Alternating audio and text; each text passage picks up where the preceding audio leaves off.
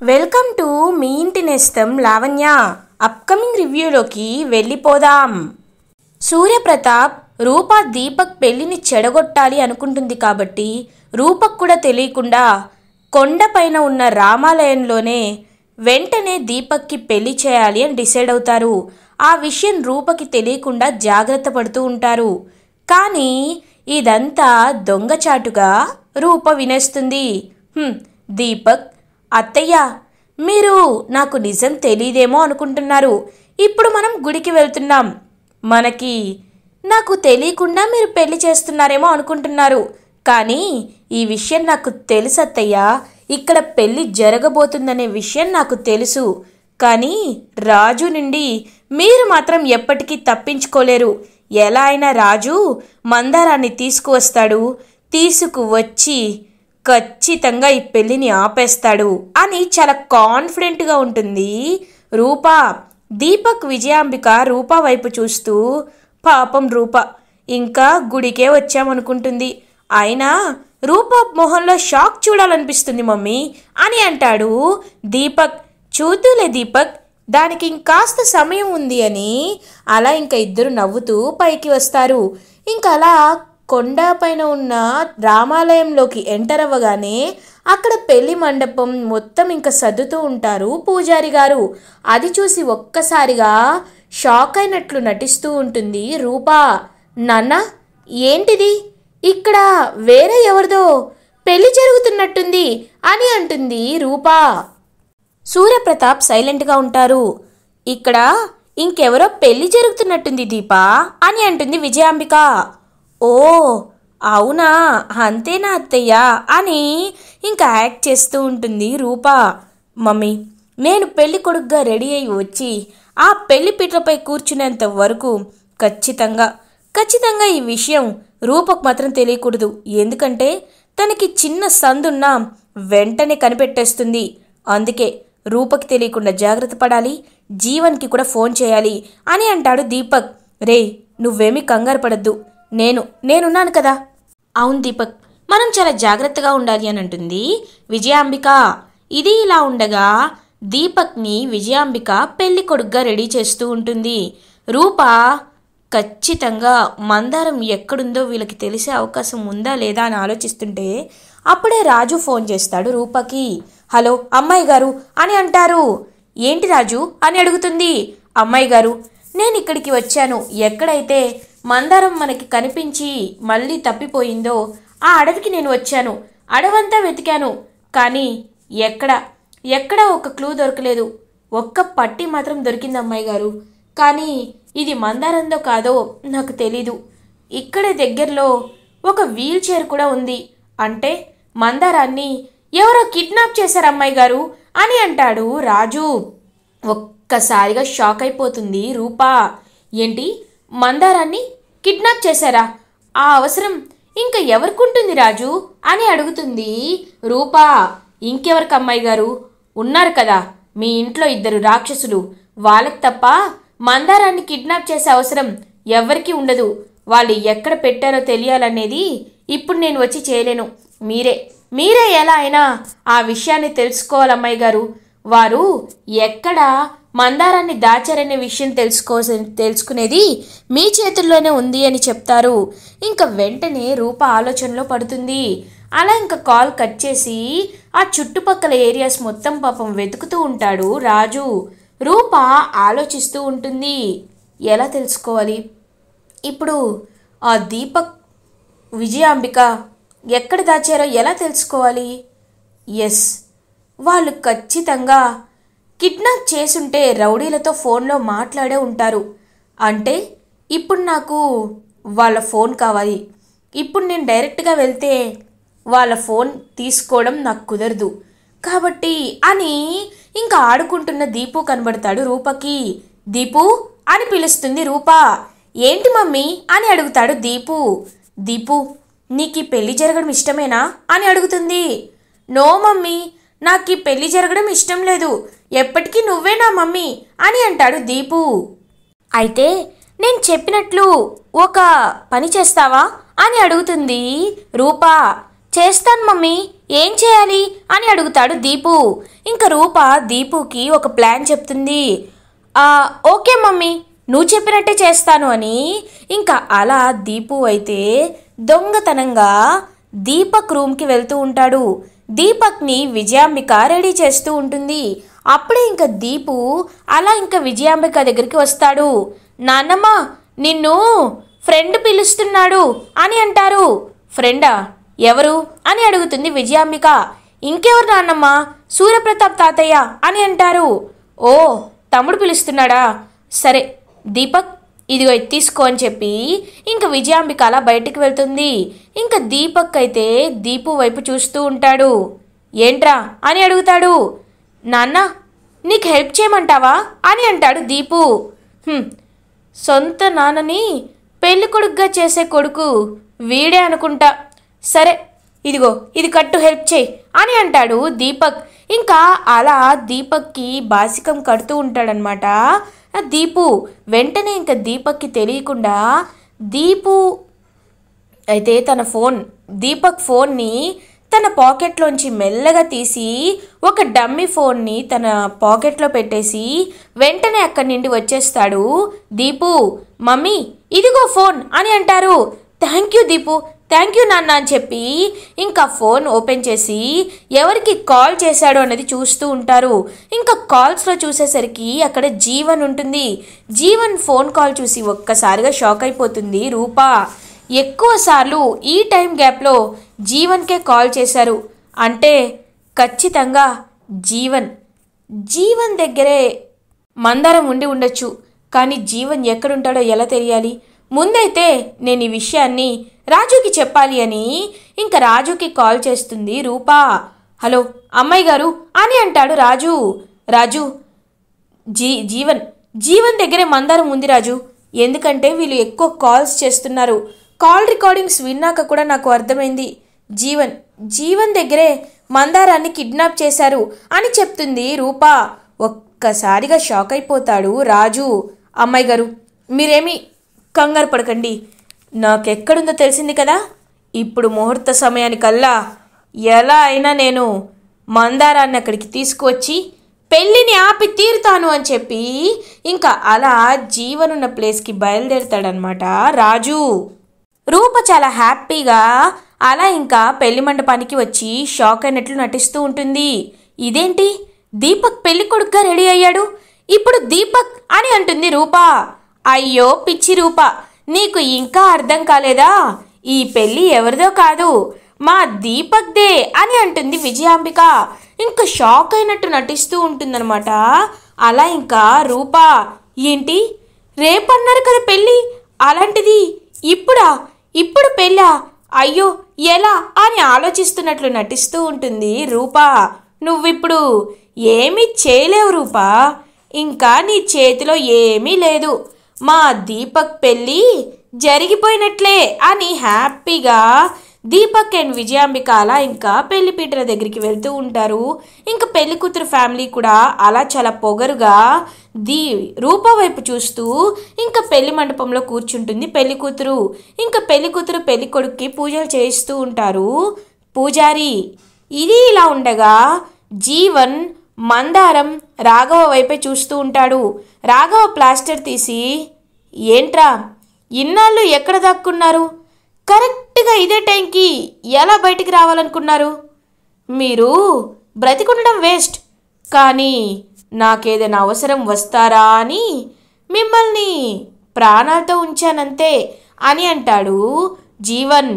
రేయ్ దుర్మార్గుడా, మీరు ఎన్ని ప్లాన్లు వేసినా ఏం చేసినా మమ్మల్ని ఆఖరికి చంపేసినా మా రాజుబాబు వస్తాడు, వచ్చి మీ తాట తీస్తాడు అని అంటారు. తనైతే రాఘవా, అవునా వస్తాడా? వాడికి మేమున్న ప్లేస్ తెలిస్తే కదరా రావడానికి అని అంటాడు. కరెక్ట్గా అప్పుడే ఇంకా డోర్ బద్దలు కొట్టుకొని అలా రాజు అయితే ఆ లోపలికి ప్రవేశిస్తాడు జీవన్ కిడ్నాప్ ఏరియాకి. ఒక్కసారిగా జీవన్ షాక్ అయిపోతాడు. ఇంకా అలా జీవన్ అయితే చూస్తూ ఉండిపోతాడు. ఆ రౌడీలు వెంటనే ఇంకా రాజుని కొట్టడానికి వెళ్తూ ఉంటే రౌడీలని కొడతాడనమాట రాజు. రౌడీలను బాగా కొట్టి ఇంకా జీవన్ దగ్గరికి వెళ్తూ ఉంటాడు రాజు.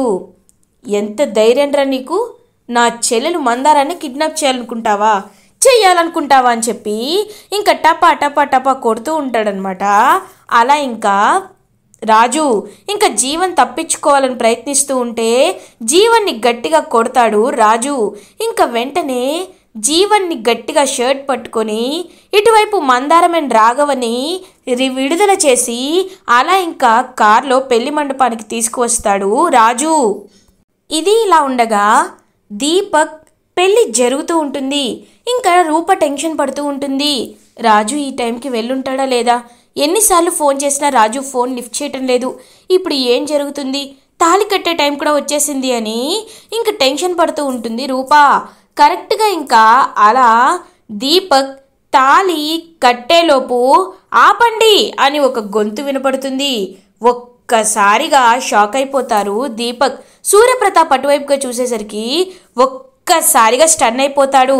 ఎందుకంటే వీల్ చైర్లో మందారం అండ్ రాఘవ, జీవన్ వీళ్ళ ముగ్గురిని తీసుకొని రాజు అలా వస్తూ ఉంటాడు.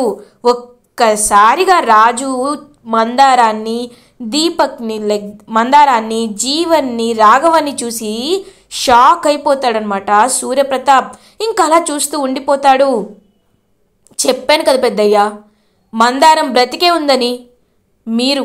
మీరు నమ్మలేదు, కానీ ఇప్పుడు నేను ప్రత్యక్షంగా మందారాన్ని ఇక్కడికి తీసుకువచ్చాను.